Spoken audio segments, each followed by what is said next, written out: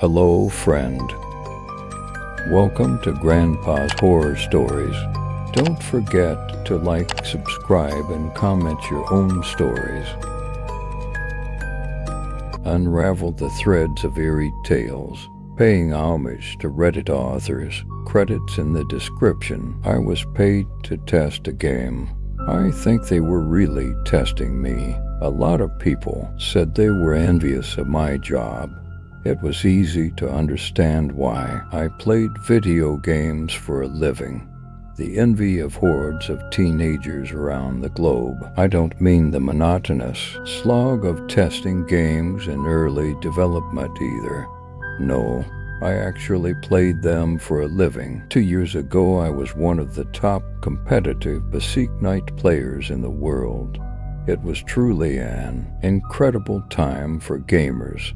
Everybody was playing Basic Night, and I mean everybody. Sure, before Basic Night esports was a thing, but after it some players became bona fide celebrities.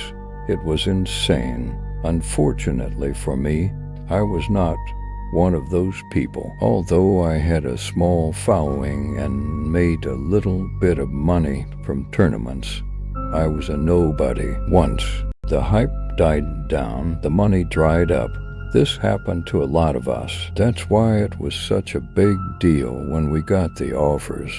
I thought maybe it was a prank. The email said I had been handpicked to participate in the testing of a new game, Battle Guardian. I had never heard of the developer, but in the email they mentioned how they had secured a sizable amount of funding from various investors who believed in the project. At first I thought the whole thing sounded kind of, well, trash. The developer said that Battle Guardian was the most intricate combat game ever. I was going to delete the email and forget about it. That was until I saw the compensation. 30,000 with opportunities for bonuses. My live stream had long since fizzled out, but even when I had been pulling in hundreds of viewers a day, I only made a couple thousand. Plus, the winnings from the tournament I won last year were already wearing thin. This was a no-brainer.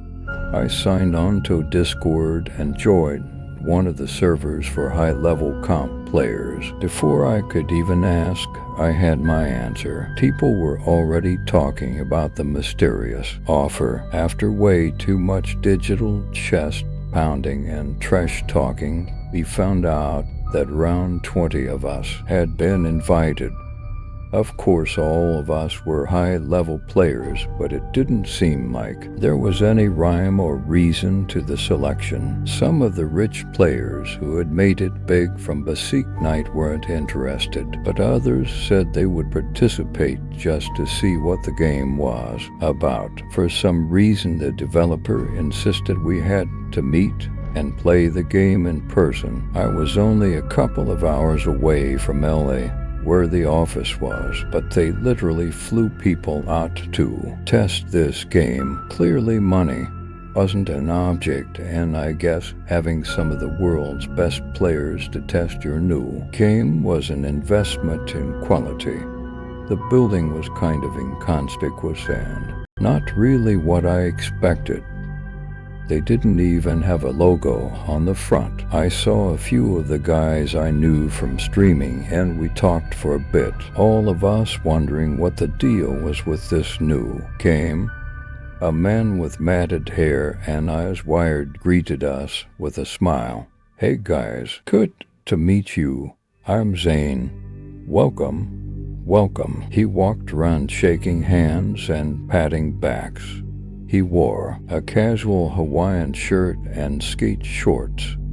He looked like a stereotypical game dev, one who had been up for one too many nights running solely off of cappuccinos and energy shots. He showed us to the testing room.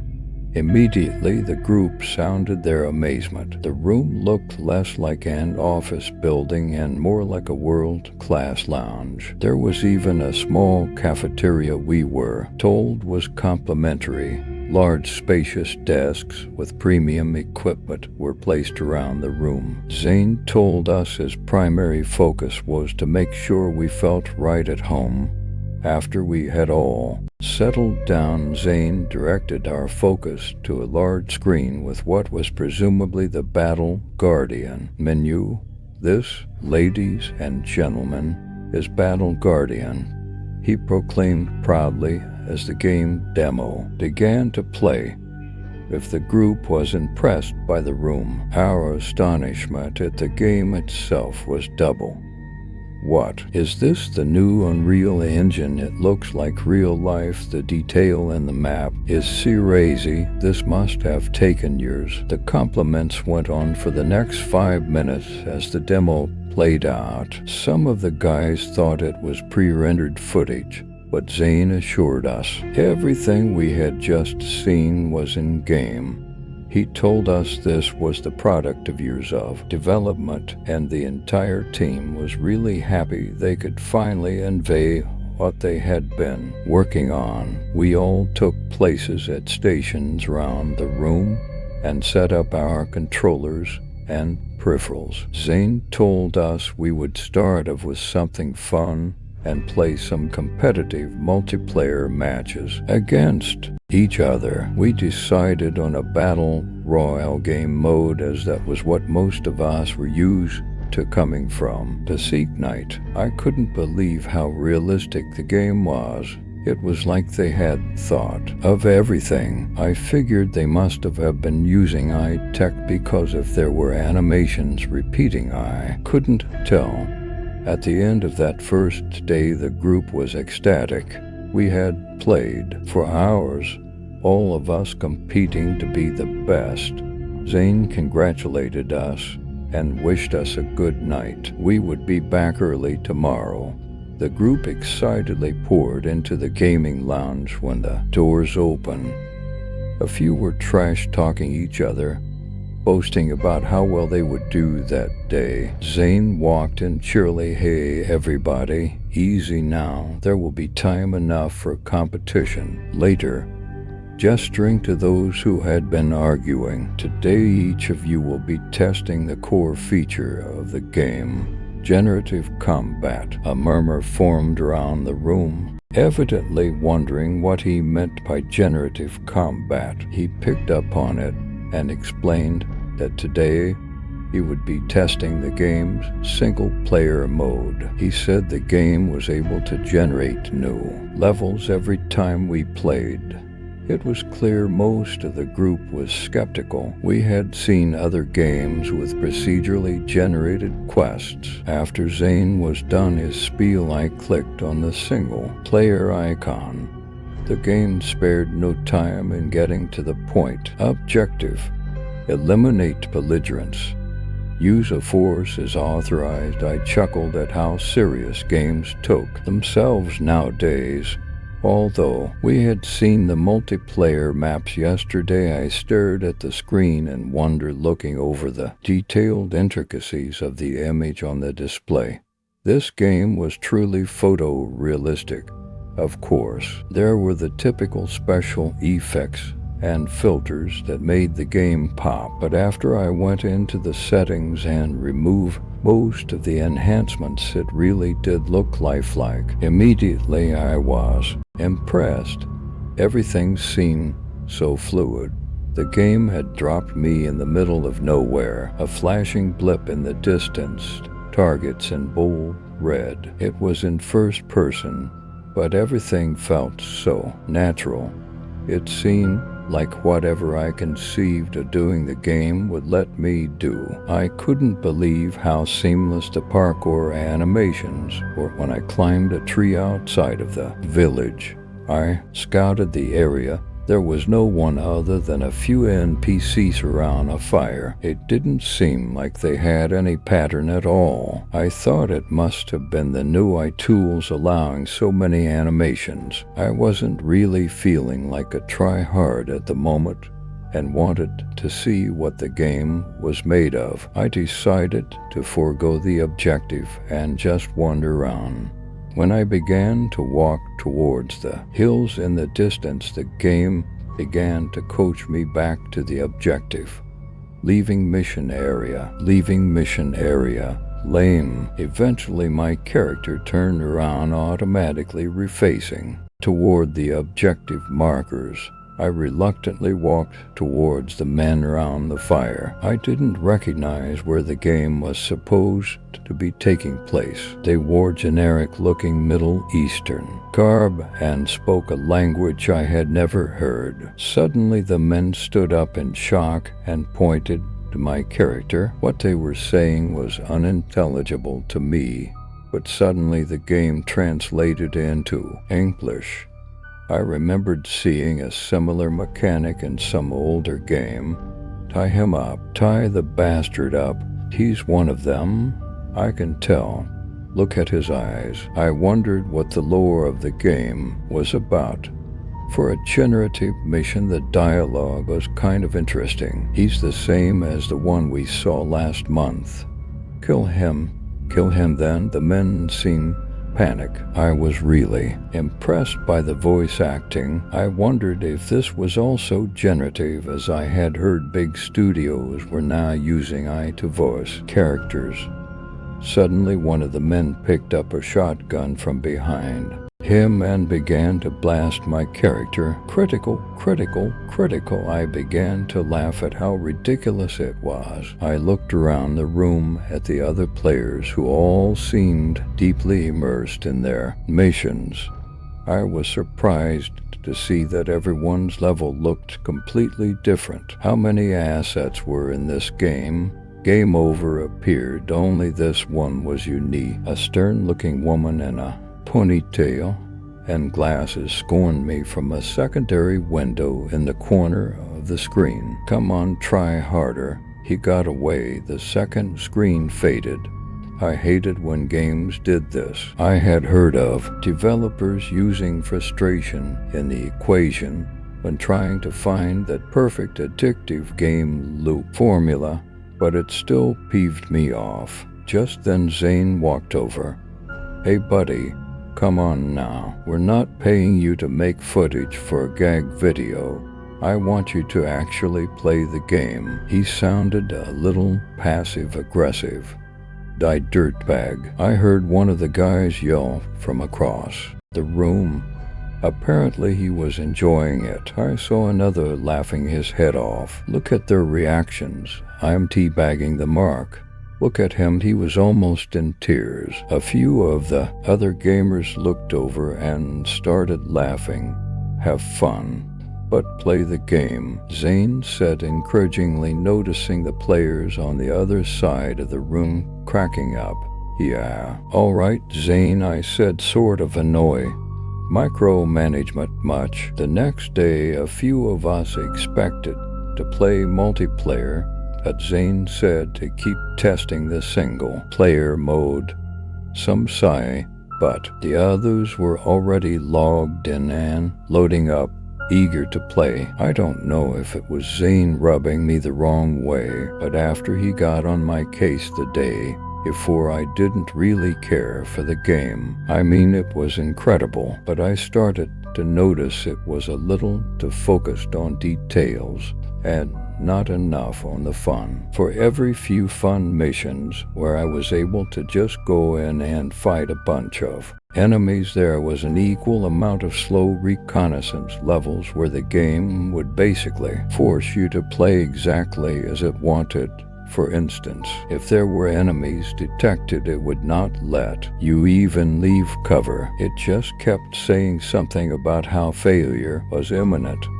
A few of us complained, but Zane said it was all for the sake of realism, and we would grow to appreciate it. After lunch, Zane unveiled a leaderboard and said whoever was on the top at the end of the day would get a $1,000 bonus. I was impressed, but I basically knew that wasn't ever going to be me. As fun as the game could be, the play style just wasn't really my thing. A few of the competitive players took it really seriously, though. It was like they became completely focused on topping the board. It wasn't just the stealth missions that bothered me. for one. Every mission it seemed like the movement and aiming settings changed slightly. It was fine, but had the devs never heard of customization? I also started to find the UI and voice companion really annoying. It was like they would reprimand me if I didn't play the game exactly how it wanted. I talked to the others about it, but they all seemed to be enjoying it. What really bothered me though, and I didn't tell them then, but the game felt too realistic. I mean, I had grown up with tons of violent games, but this one was different. Not only were the graphics crazy good, the animation and dialogue were also so realistic. One mission I was in some small village in Africa or something. I had to shoot through a bunch of soldiers, but when I got to the target, his dialogue really got to me. I mean, I get being accurate to life, but this just felt unnecessary. I was about to complete the mission when the character model spread his arms in the air and said, "Wait." He looked at me dead in the eyes, and I swear it was the realest expression I had ever seen. And I don't just mean in a game. He was sobbing and his voice was hoarse. Suddenly he said, "I have a son, please." To be honest, it freaked me out. I just wanted to be done with the mission. I stared at the screen for like 20 seconds while the NPC just sat there crying. It was uncanny valley territory. Suddenly he got up to run. I didn't want to hear Zane complain about me not playing properly, so I shot him as he was jumping out a window. The thing that really messed me up though was when he started to cry out a name, my boy. Abimbola, Abimbola. He was shouting. I recoiled at the screen. Did they have to make it this graphic? I would definitely bring this up to Zane. Mission passed appeared on screen in big bold gold letters with a tally of my score. Hapless, I watched as my name moved up the leaderboard to second place. HMM. Maybe I could get used to the game for the next week. All of us played with fervor. I adapted to some of the quirks and was actually getting quite good. As I played, different weapons were unlocked and I never saw the same mission. I mean, of course, some of them were very similar, but they all were somewhat unique. We played Battle Royale most of the time, but we would complete at least a few solo missions a day. I rarely saw Zane, and when I did, he was generally on his phone talking in a hushed voice. I figured he must have been busy as the game was probably nearing release. At least all of this is what I had thought, until that day was different. After we finished playing the Royale mode, I loaded up the single player. The game said it was a harder difficulty level than usual. I had to infiltrate a compound and take out their leader. It didn't seem too difficult. I weaved through the corridors, stealthily dragging bodies away from detection. Finally, I reached the objective, some type of boardroom or office. My character slowly opened the door. Then something happened I hadn't seen before. Someone had slipped behind my character and tied me up. I watched as my player was bound to a chair. Then a strict-looking woman in a beret walked into the room, gesturing to the door. They slammed it shut. I couldn't believe that what I was seeing was in-game and not cinematic. She leaned into the camera.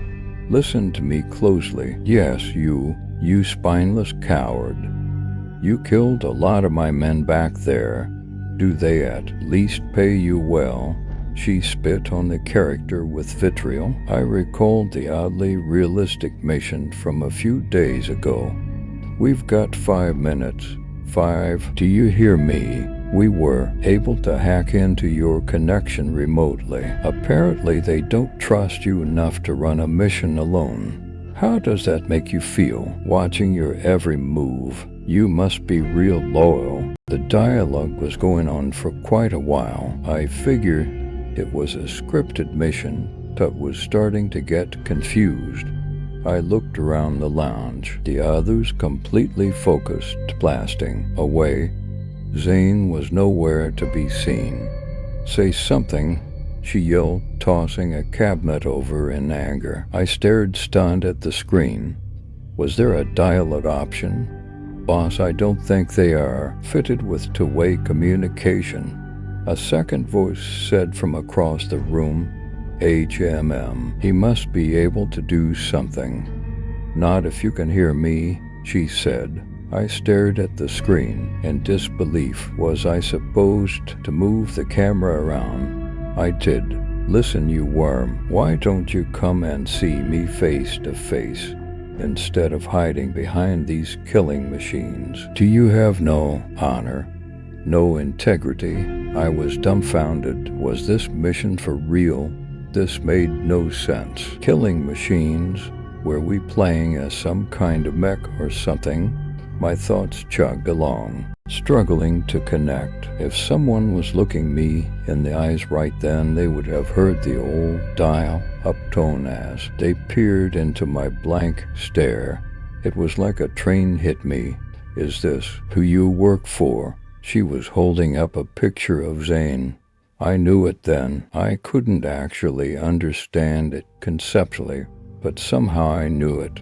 This game, it wasn't a game. These were real people. I thought of the man calling out the name of his son. I couldn't breathe. My ears started ringing. I could hardly see through the water pooling in my eyes. I started to shake the mouse violently up and down. "It's Zane," she said bitterly. "Innocent people's lives are at stake here.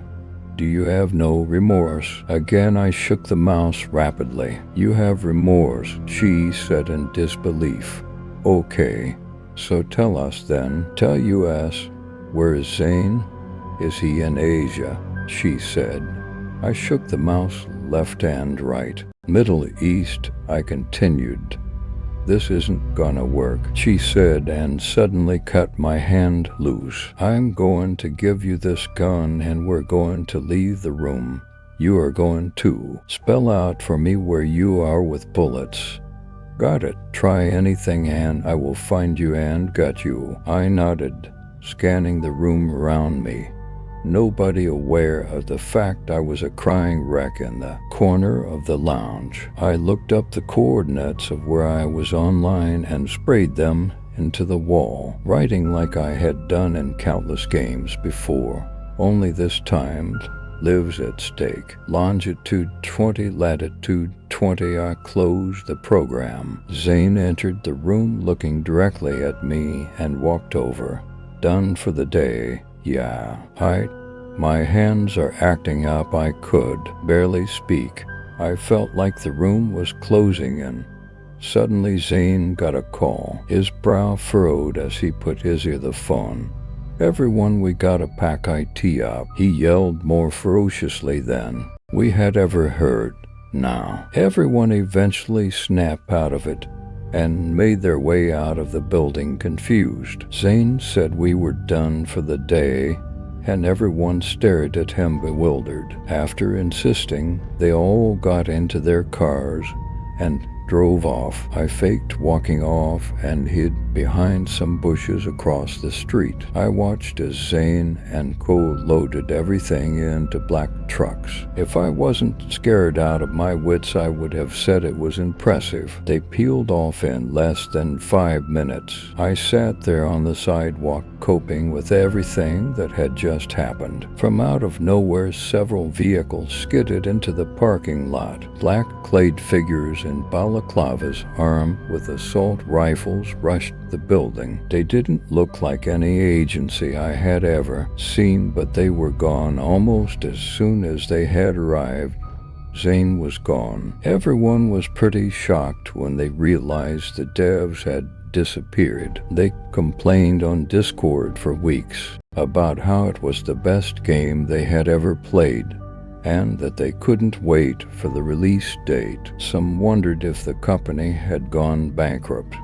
but we all had our checks deposited. I still haven't spent $1 of it. Most of the time I just stare out the window, thinking about what I've done. Did any of them realize what we did?